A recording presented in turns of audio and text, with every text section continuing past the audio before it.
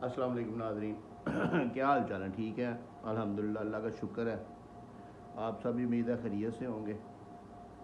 तो आज जो है ना वो पहले तो सबसे बड़ी दुख की बात है, जो मुल्क के हालात हो रहे हैं बहुत ख़तरनाक हद तक जो है ना वो आगे जा रहे हैं। ये पहली दफ़ा है कि कोई यानी कि अवाम और फ़ौज के दरमियान कोई इस किस्म का कोई जो है ना वो मुकाबला मुकाबला तो नहीं कह सकते, खैर अपनी अवाम है वो एहतजाज कर रहे हैं, रिकॉर्ड करवा रहे हैं। फ़ौज आगे से चुप है, ये भी बड़ी अच्छी बात है, खुशी की बात है कि वो साइड पे हैं, क्योंकि प्रॉपर्टी जो तबाह हो रही हैं वो भी पब्लिक की हैं, जो लाशें गिर रही हैं, लोग मार रहे हैं, वो भी पब्लिक के हैं। जो अगर आर्मी को गालियाँ पड़ रही हैं या उनके ख़िलाफ़ कोई तबर्राबादी हो रही है तो वो भी पब्लिक ही है। सारा कुछ पाकिस्तान का है, तो पाकिस्तान का नुकसान हो रहा है। तो इन चीज़ों को सोचना चाहिए, हुकूमतों को भी सोचना चाहिए, सुप्रीम कोर्ट को, हाई कोर्ट को, पुलिस को, आर्मी को, सबको, अपोजिशन को, सबको सोचना चाहिए। कोई ऐसे लाएअमल ऐसा निकालना चाहिए मिल बैठ के जो दुरुस्त हो। इलेक्शन करवाने चाहिए, इलेक्शन क्यों नहीं करवा रहे? इलेक्शन जो है ना वो जब उनका टाइम हो गया, एक आइन के अंदर टाइम फ्रेम उसका मौजूद है, तो उसके मुताबिक इलेक्शन करवा देने चाहिए। इससे क्या फ़र्क पड़ता है? आपने अपनी एबिलिटी पे वोट लेने हैं, उसने अपनी एबिलिटी पे वोट लेने हैं। 3.5 साल में इमरान खान ने भी अपनी गवर्नमेंट में इतना कुछ कोई ख़ास काम नहीं किया कि उसको यानी कि इतना प्रोटोकॉल मिलता। ये इनकी गलतियाँ, इनकी कोताहियाँ, इनकी जो एफिशिएंसी हैं, उनकी वजह से अवाम अब उसके साथ लग गई है, तो फिर इसको बर्दाश्त करना चाहिए। खैर, जो भी हो रहा है बहुत गलत हो रहा है। मुल्क के जो है ना वो हालात बहुत ख़तरनाक हैं। तो इस सूरत हाल के पेश नज़र नेट भी नहीं चल रहा, इंटरनेट भी बंद है सारे मुल्क का, और कम्युनिकेशन का सिस्टम भी बंद है सारा कुछ भी, यानी कि दुरुस्त नहीं है, सब कुछ गलत हो रहा है। तो लेकिन अब चले, अल्लाह ताला बेहतर करे, दुआ करते हैं कि अल्लाह ताला बेहतर करे, अल्लाह ताला हालात दुरुस्त करे। तो हम अब चलते हैं अपने जो टॉपिक की तरफ। हमारा चूँकि कानून का जो सारा सिलसिला है, कानूनी बातें हैं हमारी, कानून के मुताबिक हमने जो है ना वो बात करनी है कि जो हमारे लॉ में मौजूद है, हमारा तो सिलसिला ही वही है। तो उसमें ये है कि आज हमने जो सिलेक्शन की, सबसे पहले मैं आप लोगों को ये एक बात फिर एक दफ़ा जो है ना वो मैं बात करना चाहता हूँ कि आप जो क्वेश्चन करते हैं ना उसके डॉक्यूमेंट साथ में भेजा करें, या उसका कोई रेफरेंस, कोई हवाला, कोई जो भी यानी कि ऐसी चीज़ आपके पास हो, कोई केस ला, कोई केस का नंबर, कोई केस की डेट, कोई उसका जज का नाम, कोई कोर्ट, यानी इस तरीके से वो सारा रेफ़र किया करें। हवा में आप बात कर देते हैं, फिर मैं क्वेश्चन करता हूँ, फिर आप हवा में जवाब देते हैं, फिर वो जी हमने ऐसे कर दिया, हमने हमने वो ये कर दिया, हमने वहाँ पे जो है ना हलफ दे दिया, उन्होंने हलफ दे दिया, हमने, उन चीज़ों से मेरी गर्ज नहीं है कोई भी। मुझसे अगर आपने मशवरा लेना है तो मुझसे आप डॉक्यूमेंटेशन मुकम्मल भेजा करें, तो फिर मैं आपको कानून के मुताबिक मशवरा दूंगा, ये नहीं कि आप उधर जाके हलफ दे लें, उधर ये कर लें, वो कर लें। तो अभी यानी कि रात को मैं तकरीबन 2-2.5 घंटे मैं एक दोस्त के साथ खपता रहा हूँ, तो उसके बाद भी मुझे समझ नहीं आई कि उसका केस क्या है। तो फिर वो इस तरीके से ये नहीं होता कि इस तरीके से मशवरा मुझसे नहीं दिया जाएगा फिर, क्योंकि और लोग भी वेट कर रहे होते हैं, तो टाइम बहुत शार्ट होता है।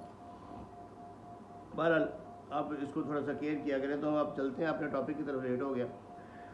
तो उसमें आज हमने जो सिलेक्ट किया ना वो है इख्तियार समात, यानी कि हम किस किस्म का दावा किस किस्म की अदालत में, कौन सी अदालत में, किस जगह पे कर सकते हैं। इख्तियार समात इसको बोलते हैं कि कौन सी अदालत को इख्तियार समात हासिल है। इख्तियार समात का मतलब है कि सुनने का इख्तियार, कि हर अदालत हर केस नहीं सुन सकती। अब मैं अगर यहाँ पे सियालकोट में बैठा हूँ, मेरी यहाँ पे प्रॉपर्टी पे कोई कब्जा कर लेता, तो मैं मियाँ वाली जाके केस नहीं कर सकता। तो इसको बोलते हैं इख्तियार समात। तो पहले तो इख्तियार समात का मतलब समझ लें। तो इख्तियार समात पे जो है ना आज हम डिस्कस करेंगे कि इख्तियार समात किस किस कोर्ट को हासिल होता है। इसमें सबसे पहले आते हैं प्रॉपर्टी के cases, civil cases, civil suit जो होते हैं। प्रॉपर्टी के रिलेटेड जो केस हैं, सारे सिविल नहीं, प्रॉपर्टी के रिलेटेड जो केस हैं, उसके बाबत ये है कि जिस जगह पे, जिस तहसील में वो प्रॉपर्टी मौजूद होगी, उस तहसील में ये केस किया जाएगा। अगर आपने किसी बंदे के खिलाफ करना है, अगर आपने किसी बंदे के खिलाफ करना है, तो वो केस प्रॉपर्टी के रिलेटेड, यानी कि अगर आपने तकसीम का दावा करना है, या अगर आपने सिंपल स्टे ऑर्डर लेना है, या अगर आपने डेक्लेरेटरी सूट करना है किसी प्रॉपर्टी के बारे में किसी बंदे के ख़िलाफ़, तो वो उस तहसील में वो दावा किया जाएगा, उस तहसील की अदालत में, सिविल अदालत में दावा किया जाएगा। लेकिन अगर उसमें आप किसी गवर्नमेंट के ऑफिसर को, ऐसे ऑफिसर को पार्टी बना लेते हैं जिसका हेड ऑफिस ज़िला में मौजूद है, तो फिर वो तहसील से निकल के ज़िला में चला जाएगा। उसको एज सूबा पंजाब, जैसे कि आप अगर लिटिगेशन में कभी गए हैं तो आपको पता होगा कि सूबा पंजाब को फरीक बना के जो है ना वो ज़िला में हेड क्वार्टर में, जैसे मिसाल के तौर पे सियालकोट की 3 तहसीलें जो है ना वो बाहर हैं, एक तहसील सियालकोट है, एक डस्का है, एक पसरूर है, एक संबड़ियाल है।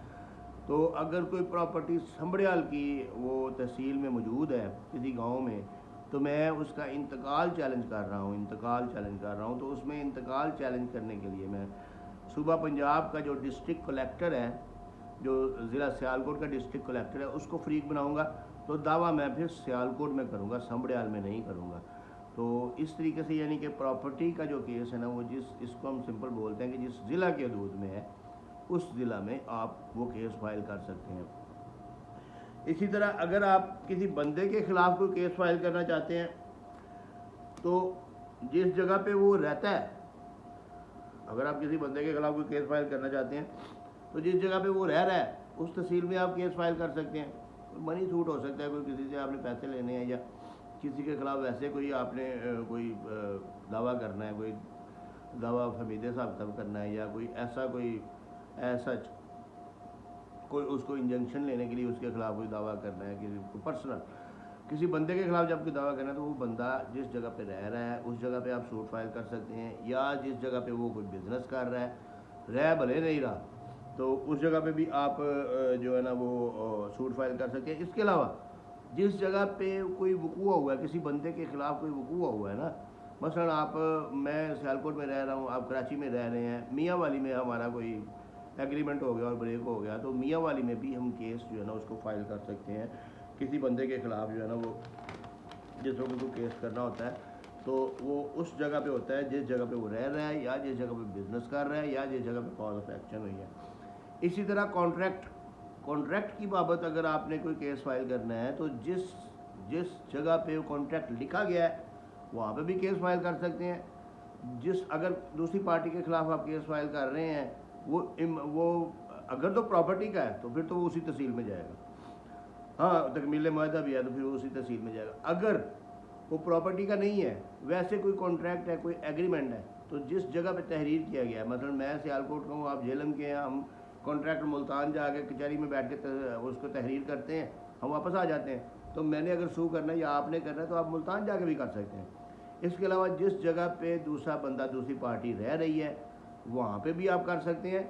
इसके अलावा अगर कॉन्ट्रैक्ट में कोई ऐसी चीज़ मौजूद है कि उसकी इम्प्लीमेंटेशन किसी और जगह पे होनी है तो आप उस जगह पे भी कर सकते हैं। मैं उसकी मिसाल देता हूँ कि मिसाल के तौर पे मैं यहाँ से सियालकोट से निकलता हूँ, एक बंदा मियाँ वाले से निकलता है, हम मुल्तान में बैठते हैं, जाके मुल्तान कचहरी में बैठ के हम एग्रीमेंट करते हैं कि जो कोयटा वाली जो ज़मीन है या कोयटा में जो फैक्ट्री लगी हुई है वो मैं इसको दे रहा हूँ, या मैं इससे ले रहा हूँ, या उसके शेयर ले रहा हूँ, या उसमें से 10% ले रहा हूँ, या इस तरीके से कोई भी, यानी कि वो जो उसकी इम्प्लीमेंटेशन है वो कोयटा में होनी है।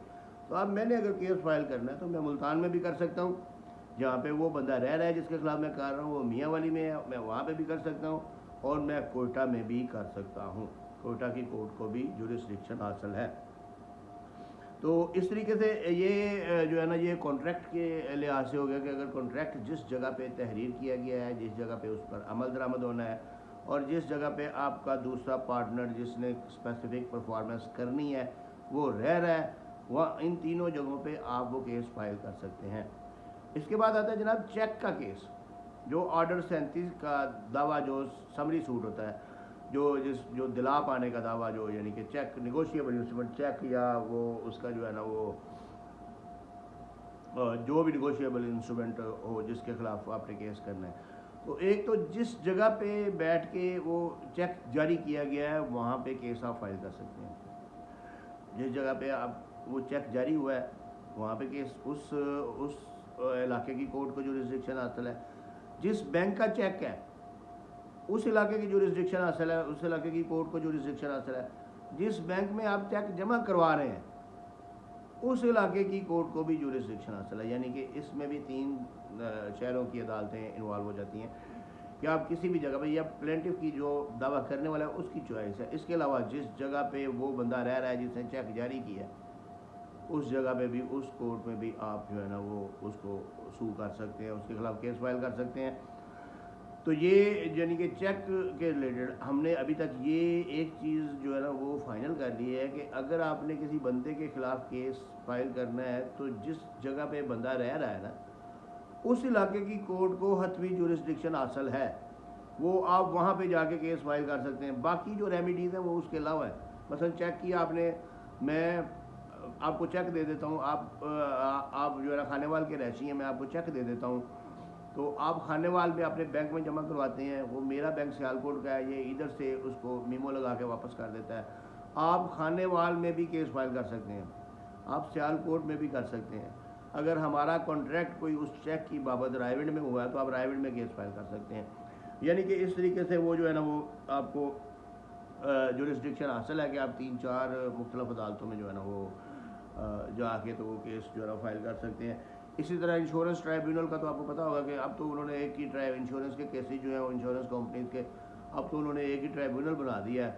अब वो उसी ट्राइब्यूनल में ही होने हैं, वो लाहौर ही है, तो या जो बड़े सिटीज़ हैं उनमें मौजूद होगा। बाकी गुजरावाला में भी नहीं है, सियालकोट में भी नहीं है, लाहौर, ये इधर वाले लाहौर जाते हैं, वो फिर मुल्तान में होगा या पिंडी में होगा।